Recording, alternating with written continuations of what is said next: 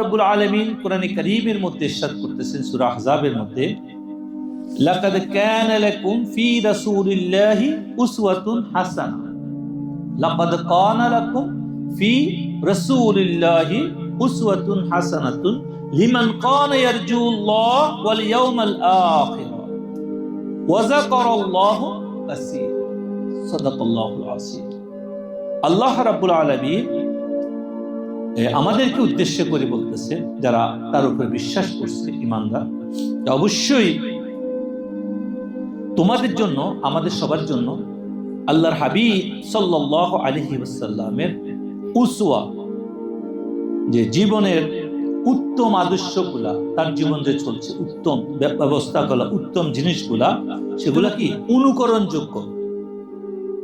তাকে যদি অনুকরণ করো, অনুসরণ করো, তাকে যদি করো, তাহলে তোমরা কি করতে পারবা। আবার আল্লাহ বলতেছে, লিমান কানা ইয়ারজুল্লাহ, যারা আল্লাহর সাথে দেখা করতে চায়, মোলাকাত করতে চায়, মিলন করতে চায়, তাদের জন্য রাসূলুল্লাহ সাল্লাল্লাহু আলাইহি ওয়াসাল্লাম রাস্তা ছাড়া আর কোনো রাস্তা নাই।